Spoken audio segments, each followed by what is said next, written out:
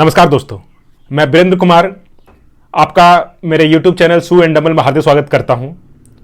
इस वीडियो के माध्यम से मैं आप लोगों को वो हर एक चीज़ बताऊंगा जिसे मैंने अपने ऊपर इस्तेमाल किया है, जिसके कारण मैं सिर्फ 6 मंथ में 10 किलोमीटर को 45 मिनट में कंप्लीट कर लिया हूं।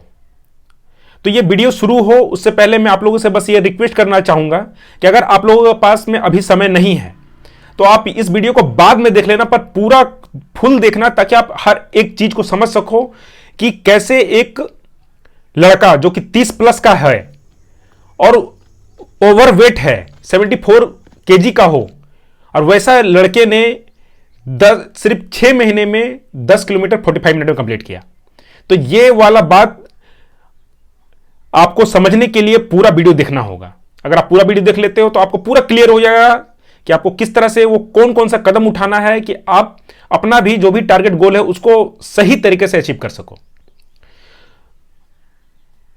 तो हम लोग का पहला पॉइंट जो है जिसको आपको ध्यान देना है वो है राइट इंफॉर्मेशन। आपको इंफॉर्मेशन पे काम करना है। अगर आप नए रनर हो तो आप 4-5 दिन लेट से दौड़ने के लिए जाओ, पर अभी आप पूरा जानकारी जमा करो, आपको जहां से भी मिलता है। अगर आप मेरा ये वीडियो पहली बार भी देख रहे हो तो मैं आप लोगों से अनुरोध करूंगा कि आप सिर्फ मेरा वीडियो पे सीमित ना रहें, कि कहीं और भी जाकर के 4-5 वीडियो देखें, हर जगह से जानकारी को कलेक्ट करें और उसके बाद उसको इंप्लीमेंट करें ताकि आप अपना टारगेट गोल को अचीव करने में वो आपका हेल्प करे। मैं जब स्टार्ट किया था तो मैं ऐसा ही किया था। मैं कम से कम 4-5 जगह पर देखता था और वहां पे अपने डायरी पर नोट डाउन करता था। अगर आपने इंफॉर्मेशन जमा कर लिया, सही इंफॉर्मेशन, शॉर्ट्स के चक्कर में ना रहें। मैं खुद शॉर्ट्स बनाता हूं, पर शॉर्ट्स में सिर्फ आपको वहां से एक रेफरेंस लेना है, हिंट लेना है, और जब आपने वो शॉर्ट्स देखा उससे रिलेटेड लॉन्ग वीडियो देखिए ताकि आप समझ सको कि ये एक्सरसाइज, ये ट्रेनिंग करके फायदा क्या है, क्यों करना चाहिए। तो आपको वो फायदा करेगा और आपका गोल को अचीव करने में वो हेल्प करेगा। आपने सही जानकारी जमा कर लिया तो आप ये मान के चलो कि आपका 50% काम खत्म। जानकारी नहीं होने के कारण मुझे कई सारे मैसेज और कॉल आते हैं जिसमें मैक्सिमम लोगों का ये कंप्लेन है कि किन्हीं को कहीं चोट लग गया, इंजरी हो गई, उन लोग बहुत दिन से दौड़ रहे हैं पर उन लोगों का स्पीड कम नहीं हो रहा है। तो सही बात यह है कि उनके पास सही जानकारी ही नहीं है, बस वो दौड़ने के लिए निकल गए। तो पहला काम आपको जानकारी जमा करना है। अच्छी जानकारी जहां से मिले वहां से लीजिए।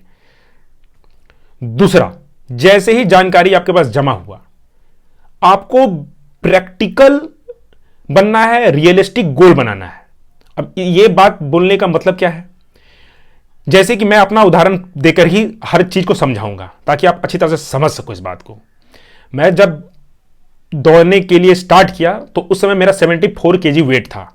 काफी अनहेल्दी लाइफस्टाइल था मेरा, और वहां से मैं जब दौड़ने के लिए शुरू किया तो आप एक चीज जान लो, आप अगर ओवरवेट हो, अनहेल्दी हो, तो आपका 3 ऑर्गन आपका समझ लीजिए कि 50% ठीक से काम नहीं करता है, हार्ट, लंग और लीवर।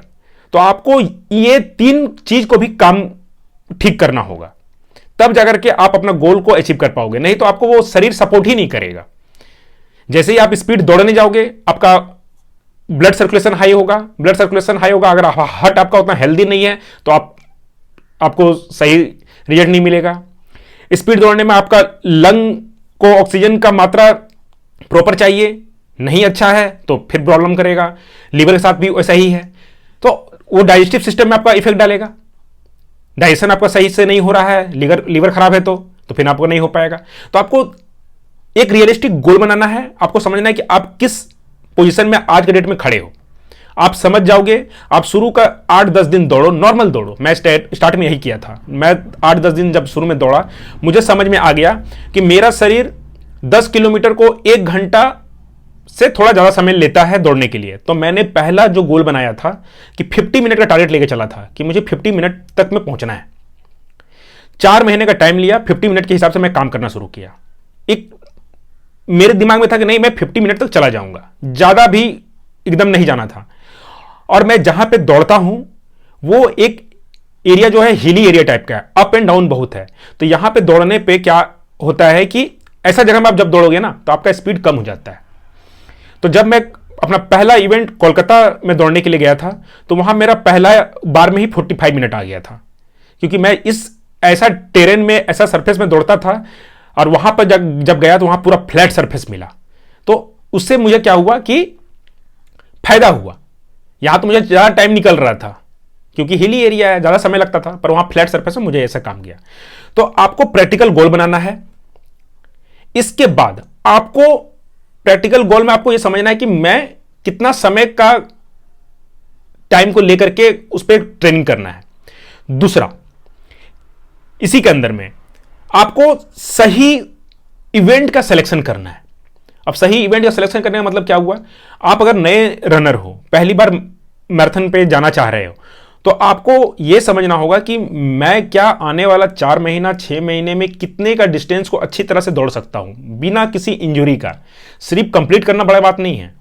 मैं ऐसा बोलता हूं, मेरे बहुत सारे सब्सक्राइबर हैं, मैं उनके साथ हंसी मजाक में ये भी बोलता हूं कि आप जब रनिंग करके आओ ना, मैराथन दौड़ करके, तो आपके शरीर में इतना जान होना चाहिए कि आपको कोई अगर बोले कि दुकान जाकर के सामान लेकर के आ जाओ, तो आप लाने का आपका शरीर में उतना ताकत होना चाहिए। तो आप ये समझ लो कि आपको इस तरह से प्रैक्टिस करना है, इस तरह से ट्रेनिंग करना है, और ऐसा इवेंट को चूज करना है कि आप आने वाले 4-6 महीने में उसको अच्छी तरह से कंप्लीट कर सको बिना किसी इंजरी का। मैंने 10 किलोमीटर का इवेंट को चूज किया कि मुझे था कि मैं आने वाले 4 महीने में 10 किलोमीटर इवेंट को अच्छी तरह से कर लूंगा। वैसे मैं अगर चाहता तो 21 किलोमीटर हाफ मैराथन का भी कर लेता, दौड़ लेता। मैं हमेशा लॉन्ग रन एक दौड़ता था 21 किलोमीटर का, पर मैंने उसे चूज नहीं किया। मुझे था कि मुझे अच्छा टाइम निकालना है, इसलिए मैं 10 किलोमीटर का टारगेट लेके चला था। तो एक रियलिस्टिक गोल आपको बनाना है। हो गया। तीसरा पॉइंट, एक्लिमेटाइजेशन। ये एक वर्ड आपको सुन करके लगेगा ये क्या चीज है भाई। इसका सिंपल भाषा में, अगर एकदम सरल भाषा में बोले, तो इसका मतलब है कि आपको जहां पर भी आप दौड़ने के लिए जाते हो, वहां के वातावरण के हिसाब से, वहां का इन्वायरमेंट के हिसाब से आपका शरीर एडजस्ट होना चाहिए। और वैसा ही मैराथन को आपको सेलेक्ट करना है जहां पे आपका बॉडी कंफर्टेबल जोन पे रहे। जैसे कि मैंने अपना जो इवेंट चूज किया था कोलकाता का, क्योंकि मैं कोलकाता में पिछले 7-8 साल से रह रहा था, तो वहां के इन्वायरमेंट के हिसाब से मेरा बॉडी एडजस्ट था। अगर उसको छोड़कर मैं किसी और अलग जगह में जाता जहां पे मैं कभी गया नहीं हूं, तो वहां पे मुझे समस्या होती। तो मैं आप लोगों से ये अनुरोध करूंगा कि आप सबसे पहला मैराथन अगर दौड़ने जा रहे हो तो अपने लोकल एरिया में दौड़िएगा। इससे आपको फायदा ये होगा कि आपको उस एरिया के हिसाब का शरीर आपका एडजस्ट होगा। या फिर कोई ऐसा जगह को चूज कीजिएगा जहां पर हमेशा आप आते जाते रहते हैं। हमारा चौथा पॉइंट है गुड इन्वेस्टमेंट। आपको गुड इन्वेस्टमेंट का मतलब हुआ, सरल भाषा में मैं सब जगह बोल रहा हूं, एकदम आसान भाषा में, कि आपको सही चीजों पे खर्चा करना है। आप शुरू दिन से ही आपको अपना कुछ पैसा आपको अच्छी अच्छी चीजों पर लगाना होगा। जैसे सबसे बड़ा बात आता है उसमें जूता। आपको एक अच्छा क्वालिटी का जूता चाहिए ही चाहिए, जो कि कम से कम आपका ट्रेनिंग के दौरान में, जो आप 3 से 4 महीने का ट्रेनिंग करोगे, तो आपको वो हेल्प करेगा। आप अगर रेगुलर बेसिस में शू को चेंज करोगे तो आपका शरीर में वो रिजल्ट नहीं मिलेगा जो कि आप चाहते हो। मैंने जो जूता को सेलेक्ट किया था, पहला शू मेरा ये था नाइकी का पेगासस 36। ये जूता अब बहुत हार्ड हो गया, अब ये इस्तेमाल करने के लायक बचा नहीं है। ये इसको मैं अब सिर्फ स्किपिंग वगैरह के लिए इस्तेमाल करता हूं। आपको एक ऐसा शू चाहिए जो कम से कम 3 से 4 महीना आपका साथ दे। और अगर 10 किलोमीटर इवेंट का आप तैयारी कर रहे हो, तो आप ये मान के चलो कि आपको हर मंथ 150 से लेकर के 200 किलोमीटर हर मंथ आपको दौड़ना पड़ेगा। तो आप अगर एवरेज पकड़ लो 150 का भी, तो आप 4 महीने में 600 किलोमीटर आप दौड़ रहे हो। तो आपका एक शू ऐसा होना चाहिए जो 600 किलोमीटर तक को झेल सके प्रेशर को। नहीं तो आपको बीच बीच में चेंज करना पड़ेगा, और चेंज करोगे तो आपको वो रिजल्ट नहीं मिलेगा। इसके अलावा क्लॉथ, आपको क्लॉथ पे भी ध्यान देना है। मैंने जो क्लॉथ शुरू में ही चूज किया था, ये एक सिंगलेट है मेरा, ब्रांड पे जाने की जरूरत नहीं है आपको। आपको एक ऐसा कपड़ा चाहिए जो कि आपके शरीर में जब जाए तो आपको किसी तरह का नुकसान नहीं पहुंचाए। मैंने एक वीडियो बनाया है जिसमें कि आपको वहां पर देखने मिलेगा कि चेफिंग का समस्या हो जाता है, जिसमें निप्पल आपका कट जाता है, खून आने लगता है, या फिर बॉडी का किसी और पार्ट में आपका रगड़ होता है, जलन आने लगता है, दर्द करने लगता है, तो ऐसा, तो आपको एक अच्छा कपड़ा शुरू दिन से ही चाहिए। और इसके अलावा आप जब दौड़ोगे तो हमेशा यह ध्यान रखना कि वैसा ही कपड़ा पहन करके दौड़ना जो कि आप इवेंट का दिन में ही दौड़ना है। आप ध्यान दोगे, मैं जितने भी इवेंट में दौड़ा हूं इसी कपड़ा पे दौड़ा हूं, तो ऐसा कपड़ा बहुत दिन चलता है, इसमें कोई दिक्कत नहीं है। थोड़ा सा इन्वेस्टमेंट शुरू में करना है ताकि आपका चलता रहे। जूता ऐसा जो कि 4-6 महीना आपका सपोर्ट करे, कपड़ा ऐसा जो कि आपको ट्रेनिंग के दौरान में हेल्प करे। इसके अलावा आपको इन्वेस्टमेंट में एक स्कीपिंग रोप, आप ज्यादा महंगा आता नहीं है, 400-500 रुपए का आएगा, एक ढंग का, जो कि वो भी आपका चलता रहे। मेरे पास जो स्कीपिंग रोप है वो 2 साल पुराना है, 2-3 साल पुराना है, वो चल ही रहा, अभी तक कुछ हुआ नहीं है। तो आपको इस तरह का भी चीज पे इन्वेस्ट करना है जो कि हमेशा चलता रहे। इसके अलावा आपको एक फोम रोलर का जरूरत पड़ेगा। तो ये कुछ इन्वेस्टमेंट है जो आपको करना होगा। जूता, कपड़ा, आपका स्कीपिंग रोप, फोम रोलर, ये 4 आइटम अगर कर लेते हो तो आपको बहुत मदद करेगा। मैं शुरू दिन से ही ये सब चीज को सिस्टमेटिक ऑर्डर पर लेकर के चल रहा हूं, तब जाकर मेरा ये रिजल्ट आया है। इसके बाद अब आता है ट्रेनिंग। आपको ट्रेनिंग में ध्यान देना है कि आपको रटा रटाया एक्सरसाइज नहीं करना है। शुरू का 10 दिन को छोड़ करके मैं बाकी का जब मैं स्टार्ट किया हूं तो मंडे से लेकर संडे मेरा हर एक दिन अलग अलग एक्सरसाइज रहता है। कभी इंटरवल रन होता है, कभी लॉन्ग रन रहता है, इस तरह से करके रहता हूं। कभी किसी दिन ड्रिल एक्सरसाइज रखता हूं, कभी भी रटा रटा एक्सरसाइज नहीं करता हूं। रटा रटा एक्सरसाइज करने से क्या होता है, साइंस के भाषा में से बोलते हैं प्लेट्यू हिट कर जाना। इसमें क्या होता है कि आपका शरीर में ग्रोथ रुक जाता है, आप एक ही चीज पे स्टिक हो जाते हो, वहीं पे फंस जाते हो। तो इसीलिए बहुत कोई का ये कंप्लेन आता है कि मेरा बहुत दिन से दौड़ रहा हूं पर मेरा स्पीड बढ़ नहीं रहा है, मेरा टाइम घट नहीं रहा है। तो आप रटा रटाया एक्सरसाइज कर रहे होंगे, 90% चांस है कि आप रटा रटाया एक्सरसाइज कर रहे होंगे। अगर आप इसको चेंज करते हो तो आपका स्पीड जरूर बढ़ेगा। मैंने यही शुरू से फार्मूला अप्लाई किया है। मैं शुरू में वीडियो बनाता था वीक वाइज करके कि कैसे मैं ट्रेनिंग कर रहा हूं, तो उस पर कम व्यू आने के कारण मैं उसको बंद कर दिया था। अगर आप बोलोगे तो मैं फिर से इस तरह का एक पूरा प्रोग्राम चालू करूंगा जिसमें अभी मैं सब 42 मिनट का ट्रेनिंग प्लान लेकर चल रहा हूं। मेरा टारगेट है कि 42 मिनट में अपना 10 किलोमीटर कंप्लीट करना। तो उसको मैं कैसे लेकर चल रहा हूं उस पर मैं एक अलग से सीरीज ही चालू कर दूंगा। अगर आप लोग बोलोगे तो, कमेंट करोगे तो मैं जरूर उस पर बनाऊंगा। इसके बाद आपको ध्यान देना है अपने डाइट पे। डाइट पे आपको विशेष ध्यान देना है। डाइट अगर आपका अच्छा नहीं है तो आपका परफॉर्मेंस, आपका डिजायर गोल आप अचीव नहीं कर पाओगे। मैं पिछले 6 महीने से घर का खाना खाता हूं, बाहर का खाना बिल्कुल भी बंद है मेरा। बाहर का कोई भी तला भुना चीज आपको नहीं खाना है। मैं जो स्टार्टिंग में जो बोला कि 3 ऑर्गन को ठीक करना है, हार्ट को, लंग को, लिवर को, तो आप अगर बाहर का खाना सिर्फ खाना छोड़ देते हो तो नेचुरल तरीके से ही आपका तीनों ऑर्गन ठीक हो जाएगा। मैं लास्ट कब दवाई खाया हूं मुझे याद नहीं है। मुझे सर्दी खांसी बुखार भी अब नहीं होता है। पहले बीच बीच में कभी कभी खांसी हो जाता था, ठंडा का मौसम है, पर इस बार का ठंडा पार हुआ, मुझे खांसी तक नहीं हुआ। तो अगर आप सही तरीके से डाइट मेंटेन करते हो, बाहर का खाना छोड़ देते हो, तो आप नेचुरली तरीके से हिल कर जाओगे, ठीक हो जाओगे।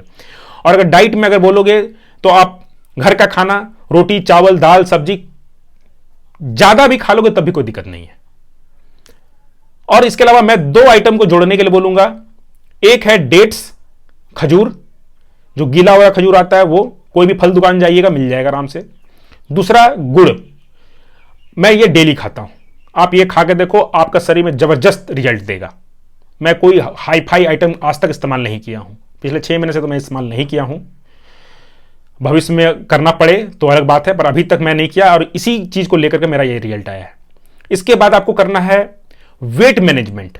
आपको अपना वजन पे ध्यान देना है। जैसे कि मैं आपको स्टार्टिंग में ही बोला कि मेरा 74 केजी वेट था मेरा, अभी मैं 60 केजी का हूं। तो आपको हर वीक, हर मंथ आपको अपना वेट को ट्रैक करना है और धीरे धीरे उसको कम करते हुए जाना है। जैसे जैसे आपका वजन कम होगा, आपका शरीर जितना हल्का होगा, आपका स्पीड बढ़ेगा। स्पीड बढ़ेगा, टाइम घटेगा। ये हर एक चीज एक दूसरे से जुड़ा हुआ है। आप सोचोगे कि नहीं कि मैं सिर्फ एक एक्सरसाइज कर लूंगा तो उससे मेरा एक काम बन जाएगा, तो ऐसा नहीं है। मैं जितना कुछ बोल रहा हूं ये इस बात को पूरा समझाने का प्रयास कर रहा हूं, पर इसमें भी बहुत कुछ समझने के लिए है, जिसको लेकर के मैंने हर टॉपिक पे वीडियो बनाया है। आप उस सबको जाकर के एक एक करके ध्यान से देखो, समझो। मैंने हर जगह मैं बोलता हूं कि आपको ये क्यों करना है, क्यों वाला बात आप अपने दिमाग में लाओगे तो आपको बहुत फायदा होगा। इसके बाद रिकवरी, आपको रिकवरी पे ध्यान देना है। अगर आप स्टार्टिंग कर रहे हो रनिंग का, तो उन लड़कों से मेरा ये अनुरोध है, लड़के हों चाहे लड़कियां हों, उनसे अनुरोध है कि आप वीक में 2 दिन रिकवरी के लिए रखिए, और जो काफी दिन से दौड़ रहे हैं वो वीक में 1 दिन रिकवरी रख सकते हैं। अब रिकवरी में आपको जिस दिन रिकवरी होगा उस दिन क्या घर में सो जाना, ऐसा नहीं है। घर में आप घर का जो एक्सरसाइज है वो ऐसा कर सकते हो। आप नॉर्मल एब्स का एक्सरसाइज कर सकते हो, फुल बॉडी वेट ट्रेनिंग कर सकते हो, ये सब कीजिए रनिंग छोड़ करके, ताकि आपका दूसरा बॉडी आप ट्रेन करो और रनिंग वाला जो बॉडी पार्ट इन्वॉल्व होता है उसको थोड़ा आराम मिले। और रिकवरी में मैं जो आपको बोला था फोम रोलर, ये आप रनिंग करने के बाद में आओगे, इसका इस्तेमाल करोगे। इस पर भी मैंने एक छोटा सा शॉर्ट्स वगैरह बनाया है, उसको आप देखो कैसे कैसे मैं करता हूं। मैं बराबर करता हूं, पिछले 6 महीने से मैं कर रहा हूं। तो इस पे एक इन्वेस्टमेंट के लिए मैं बोला था कि गुड इन्वेस्टमेंट के अंदर में, तो गुड इन्वेस्टमेंट में ये आपको रिकवरी के दिन में ये हेल्प करेगा सबसे ज्यादा। इसके अलावा रिकवरी में आपको मसाज करना है। अगर आप एफर्ट कर सकते हो तो आप कहीं किसी से करवा सकते हो, नहीं तो मैं पर्सनली अपने घर में ही खुद से ही करता हूं। ऑयल मसाज आप अपना कर सकते हो। मसाज में एक बात आपको ध्यान देना है, जिस दिन आपका प्रैक्टिस रन रहता है, जैसे कि मैं संडे का दिन में प्रैक्टिस रन कर रखता हूं अपना, तो सैटरडे का दिन में आपको मसाज नहीं करना है। फोम रोलिंग कर सकते हो, ये फोम रोलिंग कर सकते हो, पर ऑयल मसाज जो है वो आपको बिल्कुल भी नहीं करना है। मैं ये बात अभी आपको बोल रहा हूं, आपको शायद इसको ठीक से आप समझ नहीं पाओगे। आप इसको एक दिन करके देखिएगा, कोई बहुत बड़ा कुछ प्रॉब्लम नहीं आ जाएगा, पर आपको खुद अंदर से ये समझ में आ जाएगा कि मैं ये बात क्यों बोल रहा था। क्या होता है कि जैसे ही आप ऑयल मसाज करते हो अपना रनिंग से एक दिन पहले, तो आपका शरीर पूरा रिलैक्स हो जाता है। तो क्या होता है कि आप जब रनिंग करने के लिए जाते हो ना, तो वो आपको उस तरह से सपोर्ट नहीं करता है। तो आप अगर संडे का दिन इवेंट है, प्रैक्टिस रन डे है आपका, तो सैटरडे को छोड़ करके आप मंडे से लेकर फ्राइडे आप कभी भी करो, कोई दिक्कत नहीं है। इसके बाद मेरा लास्ट पॉइंट आता है कि आपका अगर बजट अच्छा है, अगर अफोर्ड कर सकते हो, तो आपको शू चेंज करना है। क्योंकि जैसे मैंने बोला ना कि ये शू को पहन करके मैं ट्रेनिंग कर रहा था, अब ये ट्रेनिंग करने के दौरान में ये जो इसका फोम है ये पूरा हार्ड हो गया, ये पूरा हार्ड हो गया। तो अब इसमें अब दौड़ने में मुझे जूते से कोई सपोर्ट नहीं मिलता है। अब क्या होता है कि मुझे शरीर से सपोर्ट ज्यादा मेहनत करना पड़ता है। तो उसके कारण क्या होता है, नी में, एंकल में, इस समय में पेन आ जाता है। तो मैंने क्या किया था, इसको करने के बाद मैं पहला अपना जो इवेंट दौड़ा था, शू चेंज करके इस पे दौड़ा था। तो इस जूते के बारे में मैंने एक रिव्यू बनाया था। तो इसमें 10 किलोमीटर दौड़ा, इसमें कुछ समस्या आई, मुझे समझ में आया कि नहीं भाई कि इसको ये अब नहीं चलेगा। उसके बाद मैंने ये शू चेंज किया, इसको चेंज किया, इसमें भी मुझे कुछ समस्या आई।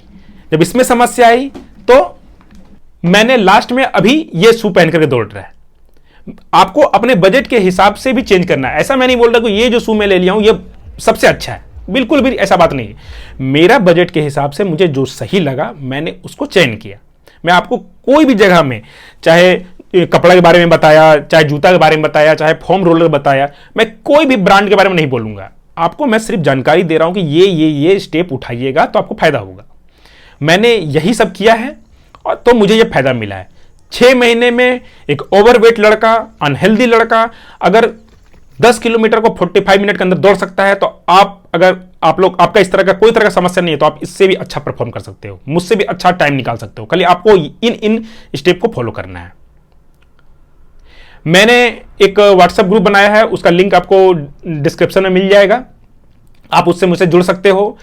मेरा नंबर लेकर के आप मुझे मैसेज कर सकते हो, कॉल कर सकते हो, मुझसे जितना बन पड़ेगा मैं आपका मदद करूंगा। अगर आप लोगों को यह जानकारी अच्छी लगी तो इसे लाइक कीजिएगा, शेयर कीजिएगा और मुझे सपोर्ट करने के लिए मेरे चैनल को सब्सक्राइब कीजिएगा। मैं इसी तरह से मैराथन से रिलेटेड इसी तरह की बारीकी भरा जानकारी लाता रहता हूं। आशा करता हूं कि यह वीडियो आपको पसंद आई होगी। वीडियो देखने के लिए आपका दिल से धन्यवाद।